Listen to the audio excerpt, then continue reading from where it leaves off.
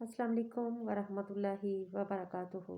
بسم اللہ الرحمن الرحیم۔ شروع اللہ تعالیٰ کے نام سے جو بڑا مہربان نہایت رحم فرمانے والا ہے۔ اللہ جس کے بول کی قسم کھاتا ہے۔ نبی صلی اللہ علیہ وآلہ وسلم طائف تشریف لے گئے۔ یہ مکے سے تقریباً 60 میل دور ہے۔ آپ صلی اللہ علیہ وآلہ وسلم نے یہ مسافت آتے جاتے پیدل طے کی فرمائی تھی۔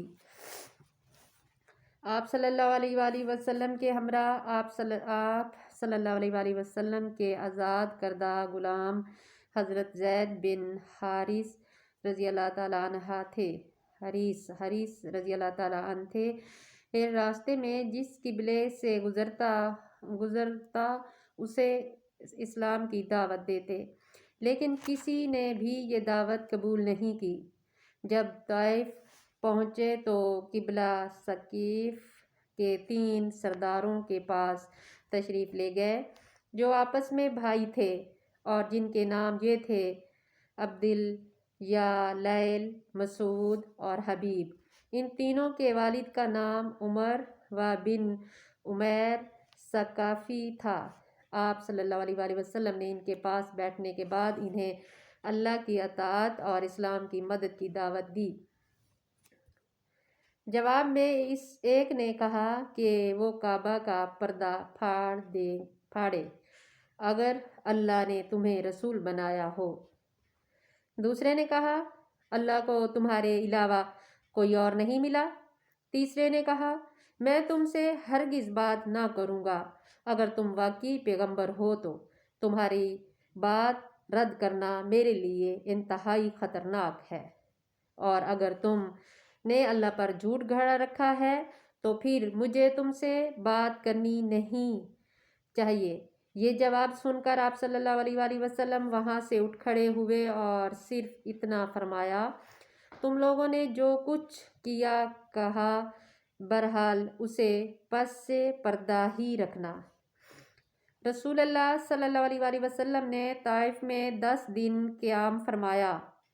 اس دوران آپ صلی اللہ علیہ وآلہ وسلم ان کے ایک ایک سردار کے پاس تشریف لے گئے اور ہر ایک سے گفتگو کی، لیکن سب کا ایک ہی جواب تھا کہ تم ہمارے شہر سے نکل جاؤ، بلکہ انہوں نے اپنے اوباشوں کو شاہ دے دی۔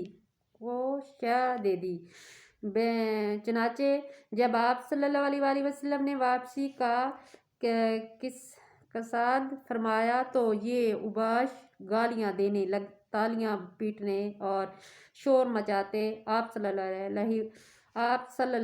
علیہ وآلہ وسلم کے پیچھے لگ گئے، اور دیکھتے دیکھتے اتنی بھیڑ جمع ہو گئی کہ آپ صلی اللہ علیہ وآلہ وسلم کے راستے کے دونوں جانب لائن لگ گئی۔ پھر گالیاں اور بدزبانیوں کے ساتھ ساتھ پتھر بھی چلنے لگے، جس سے آپ صلی اللہ علیہ وآلہ وسلم کی ایڑیوں پر اتنے زخم ہو گئے کہ دونوں جوتے خون میں لت پت ہو گئے۔ ادھر حضرت زید بن حارث رضی اللہ تعالیٰ عنہ ڈھول بن کر چلتے ہوئے پتھروں کو روک رہے تھے، جس سے ان کے سر میں کئی جگہ چوٹ آئی۔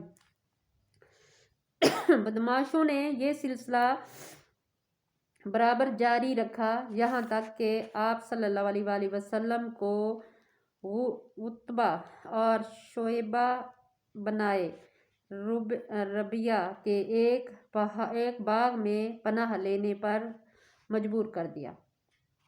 یہ باغ طائف سے 3 میل کے فاصلے پر واقع تھا۔ جب آپ صلی اللہ علیہ وآلہ وسلم نے یہاں پناہ لی تو بھیڑ واپس چلی گئی، اور آپ صلی اللہ علیہ وآلہ وسلم ایک دیوار سے ٹیک لگا کر انگور کی بیل کے ساتھ بیل کے سائے میں بیٹھ گئے۔ قدرے اطمینان ہو تو دعا فرمائی، جو دعائے مستضعفین کے نام سے مشہور ہے۔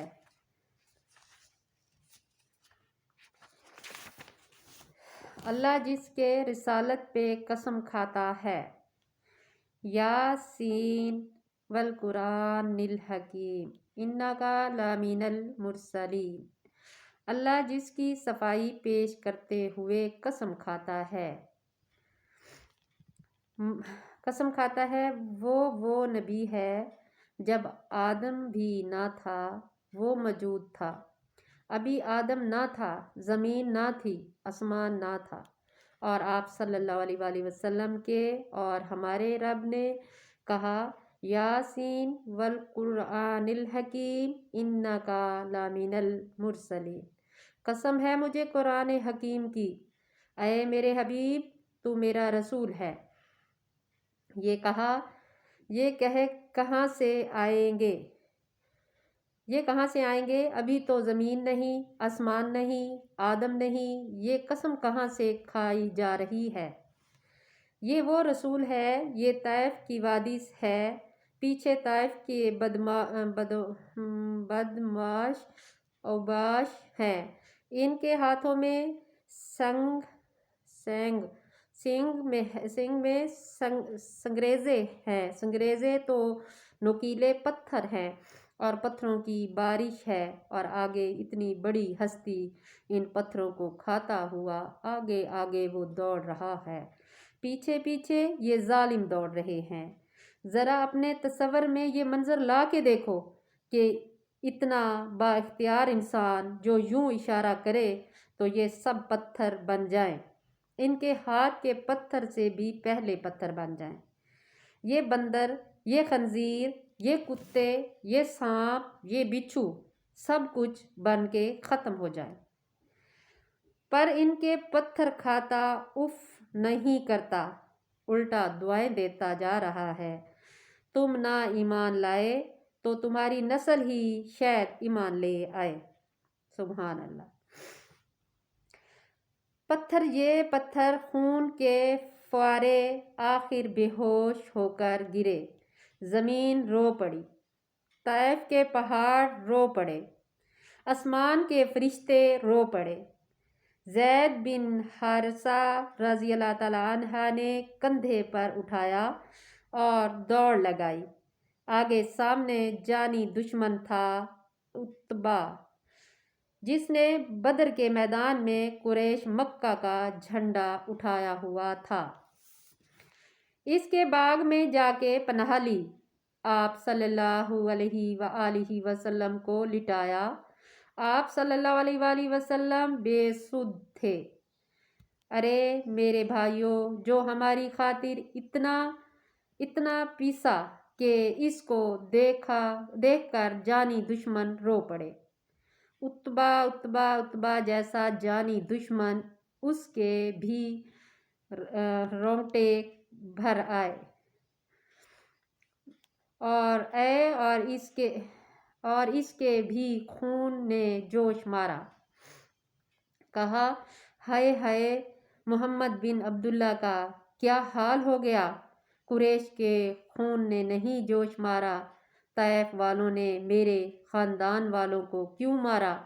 نہیں، نبی ہونے کی وجہ سے نہیں جوش آیا، خون نے خون کا جوش مارا۔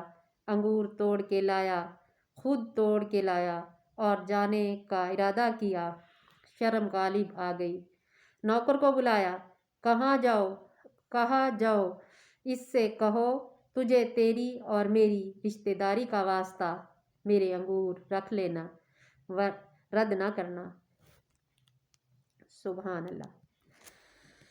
خون کے رشتے میں اتنا اثر ہوتا ہے کہ انسان جتنا بھی پریشان ہونا تو خون کے رشتے اگر پاس آئیں تو آنکھوں میں سے آنسو بھی آ جاتے ہیں اور محبت بھی جاگ اٹھتی ہے۔ خون کا رشتہ اتنا گہرا ہے۔ اللہ تعالیٰ نے خون کے رشتے اسی لیے بنائے ہیں کہ برے وقت میں ایک دوسرے کے کام آئیں اور ایک دوسرے کا ساتھ دیں، تو اس لیے اپنوں کا خیال رکھا کریں اور ان کے پاس جایا کریں، ان کی خبر لیا کریں۔ آمین ثم آمین۔ اللہ حافظ۔ اور ہمارے حضور پاک پر بھی غور کریں کہ ہمارے لیے کیا تکلیفیں اٹھائیں آج، اور ہم ہیں جو 5 وقت نماز بھی نہیں پڑھ سکتے، ہمارے پاس ٹائم نہیں ہے، تو کوشش کیا کریں، ٹائم نکالا کریں اپنے لیے، اپنی آخرت سنوارنے کے لیے۔ اللہ حافظ۔